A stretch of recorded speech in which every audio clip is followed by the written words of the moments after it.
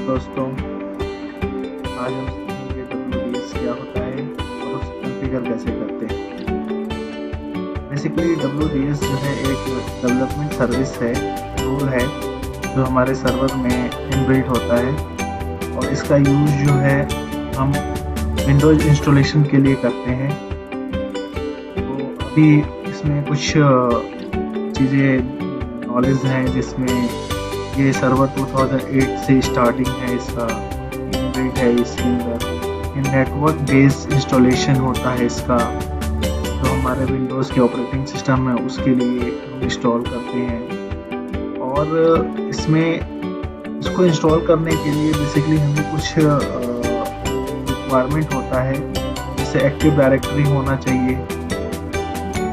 अगर active directory है तो ज़रूरी नहीं है कि एक्टिव डायरेक्टरी रहेगा तभी ये इंस्टॉल होगा, बट अगर एक्टिव डायरेक्टरी रहेगा तो एक्टिव डायरेक्टरी सर्विस के थ्रू जो है हमारे सिस्टम आराम से हम उसको मेंटेन कर सकते हैं।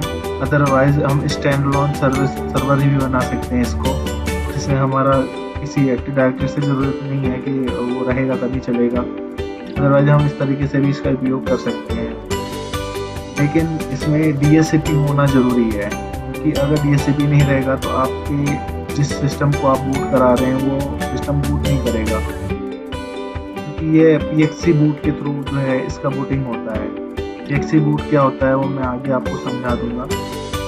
इसके बाद जो है अगर हमारे सिस्टम में DNS वर्क कर रहा है तो ही ये हमारा डोमेन जो है, हम इसको डोमेन एज ए डोमेन बना के भी हम इसको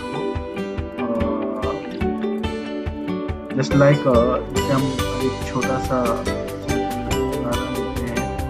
मान लीजिए कि मेरा IP है 192.168.99.1 और इसका DNS है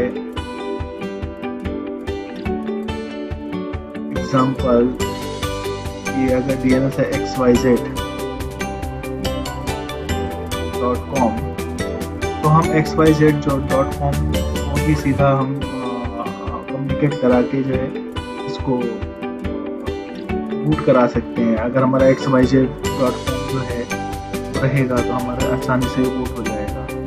फिर हमारा NTFS volume, basically NTFS volume अब सारे जितने भी हमारे OS हैं उस सब में जो है आता ही है।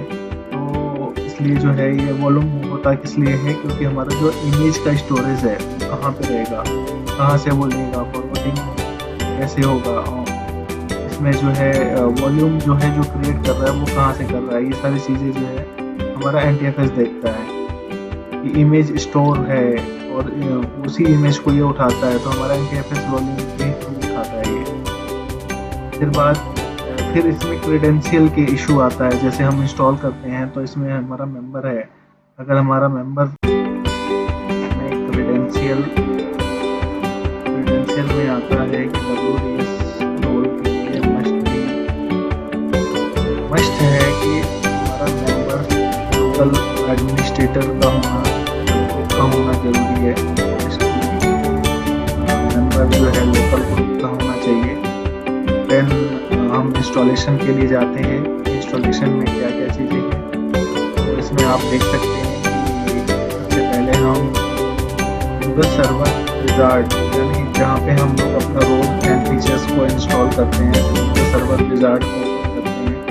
तो हम सर्वर मैनेजर पे क्लिक करेंगे, ऐड रोल एंड फीचर्स पे क्लिक करेंगे। देन हमारे पास जो है कुछ ऐसे खुल जाएगा जहाँ पर हमारा एक्टिव डायरेक्टरी वगैरह जो है हम यूज़ करके इंस्टॉल करते हैं। तो इसमें जो है हम WDS सर्विस को लेते हैं।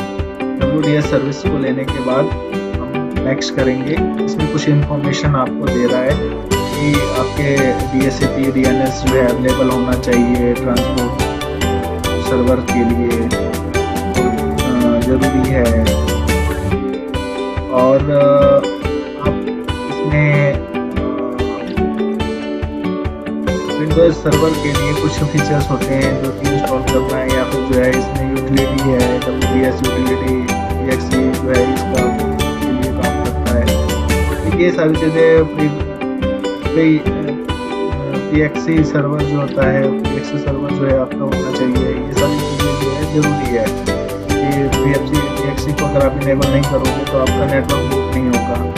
तो ये सारी इंफॉर्मेशन है। ये फीचर्स जो है वो सर्वर 2008 R2 में आना स्टार्ट हुआ।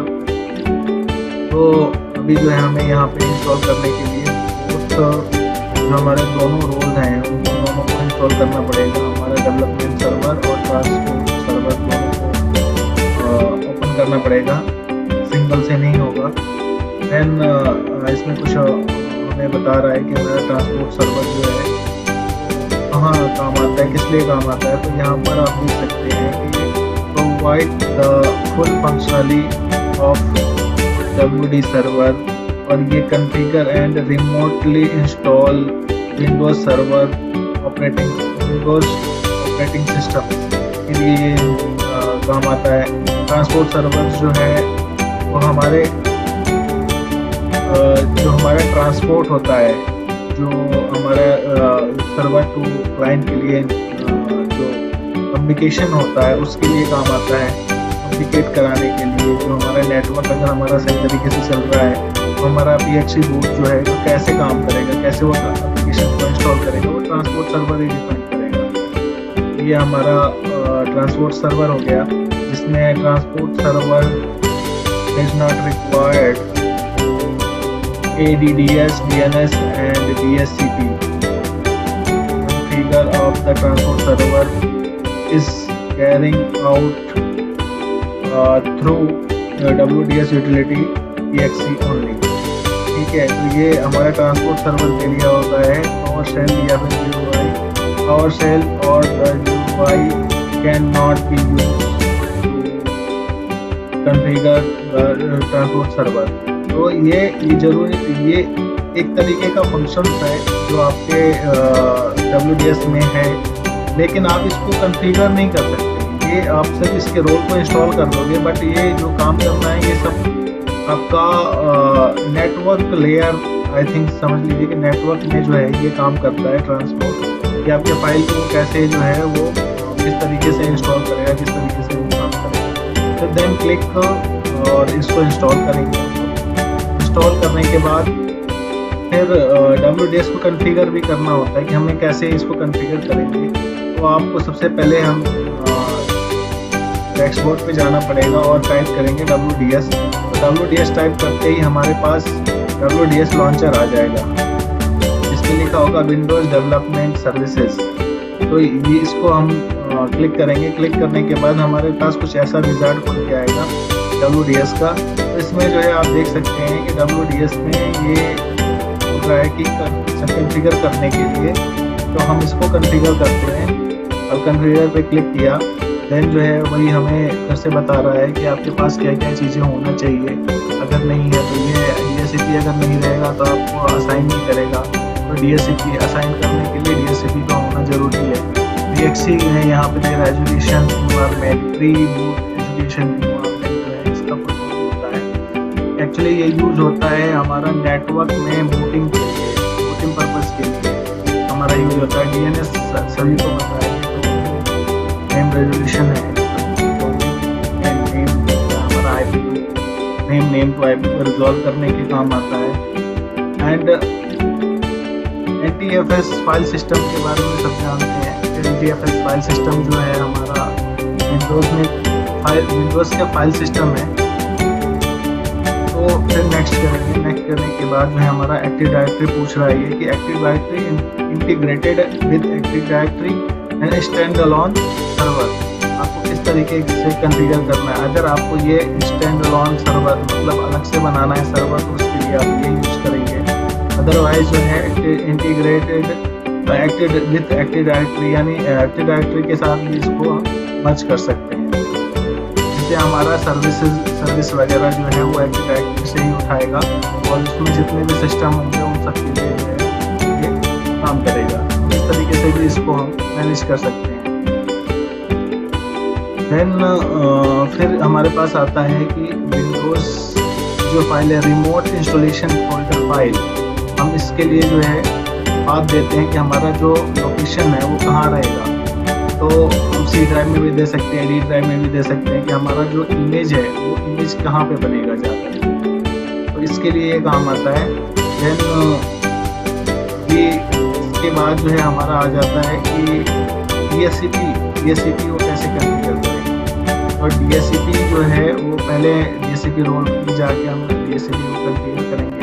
देन जो है यहाँ पर इसका सिंपल सा प्रॉक्सी के लिए यूज होता है एक्चुअली, इसलिए हम जो भी ये यूज़ करवाते हैं प्रॉक्सी के लिए यूज़ करते हैं। ये DHCP प्रॉक्सी जो है अगर हमारा कॉन्फ़िगर नहीं है तो हमारा काम नहीं करेगा। तो DHCP प्रॉक्सी के लिए जो है हम इसको यूज़ करवा रहे हैं। देन इनिशियलाइज करने के बाद यहाँ पर पूछ रहा है कि प्रॉक्सी सर्वर इनिशियलाइज सेटिंग में क्या होगा, इस तरीके से ये वर्क करेगा। तो not response to any client system, इस पर हम अगर क्लिक कर देंगे तो कोई भी कंप्यूटर सिस्टम को ये एक्सेस नहीं करेगा। ये response only to known client computer, यानी जो नॉन है जिसके बारे में आप जानते हो सिर्फ उसी को रिस्पॉन्स करेगा, अदरवाइज और किसी पर रिस्पॉन्स नहीं करेगा। या फिर response to all client computer, known हो अननोन हो वो सब जो भी होगा उस सबको जो है एक्सेस करेगा।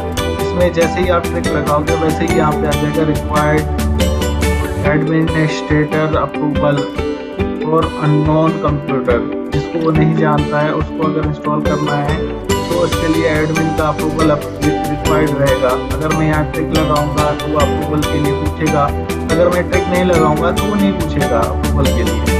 देन इसको मैं नेक्स्ट करता हूँ। तो नेक्स्ट करने के बाद सामने जो है एक विजार्ड ओपन करके आएगा, ऑपरेशन कंप्लीटेड लिखा हुआ आ रहा है, बट इसमें जो है हमें ये बोल रहा है कि अभी आपको इमेज जो है कॉन्फ़िगर ऐड करना पड़ेगा। हम उसको इमेज को कैसे ऐड करेंगे, इसको फिनिश करने के बाद हमारे पास कुछ इस तरीके से आ जाएगा wizard.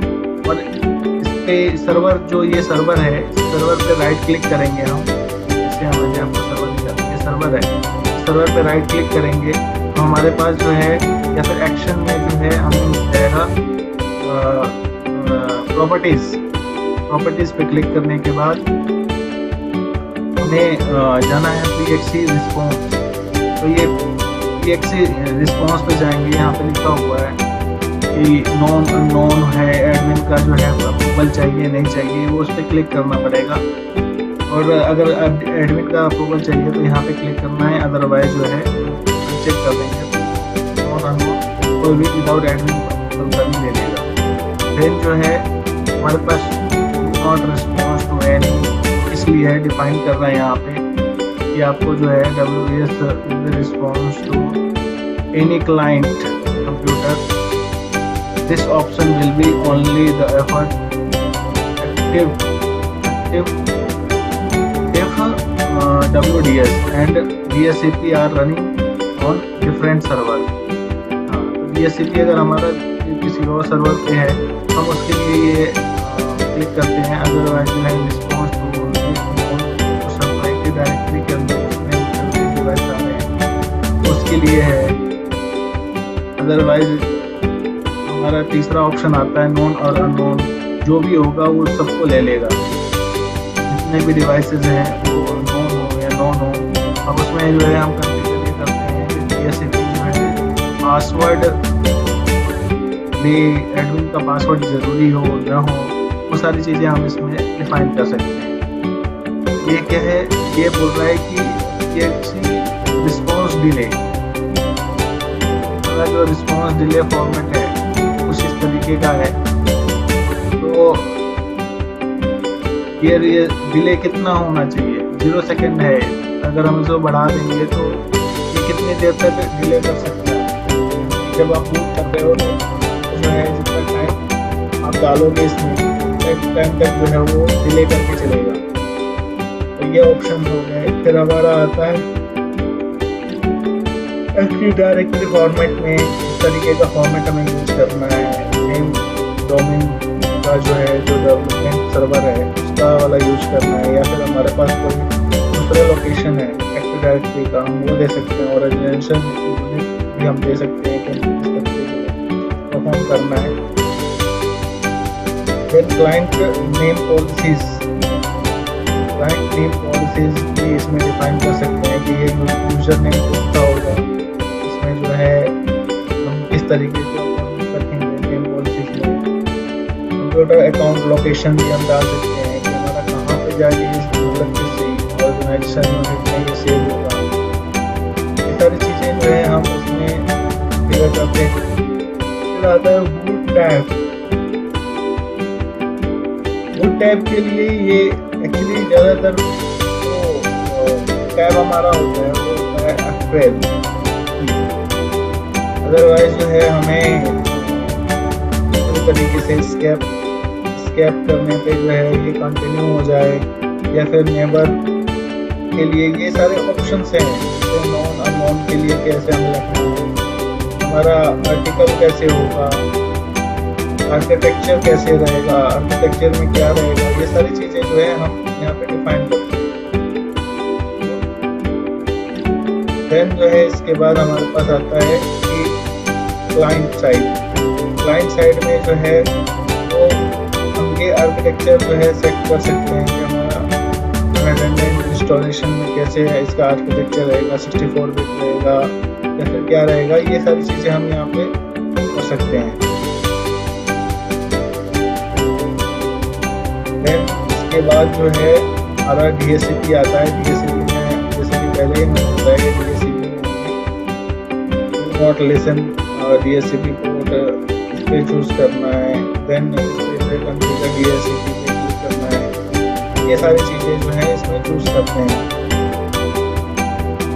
Then DHCP port number not listen port number मुझे नहीं चाहिए क्योंकि मैं इसको प्रॉक्सी सर्वर के लिए यूज़ कर रहा हूँ, इसलिए पोर्ट नंबर की ज़रूरत नहीं है। और भी इस पर डेफिनेशन वगैरह दिया हुआ है, अगर चाहे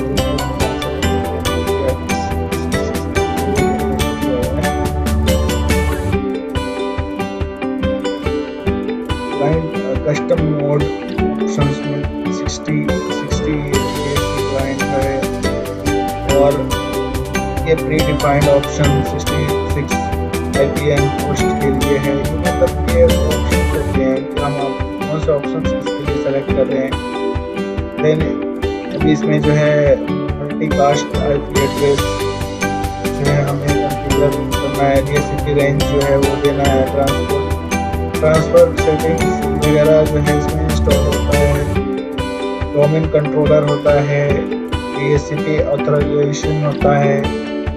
अनऑथराइज और ऑथराइज पे आप ऑथराइजेशन में अगर आप क्लिक करेंगे तो हमें ये बताएगा कि हमें अनऑथेंटिकेशन करना है, ऑथेंटिकेशन करना है। UDP कोड जो है वो पॉलिसी चेक करनी है।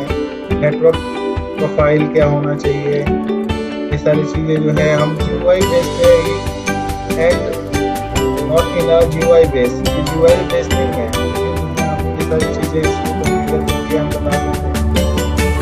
ये FTP टैब ये यूज़ करता है, ये डाउनलोड करता है फाइल को जो है ये करता है, डाउनलोड करता है। उसके बाद जो है मैक्सिमम ब्लॉक साइज, ये इमेज डाउनलोड परफॉर्मेंस होता है। ये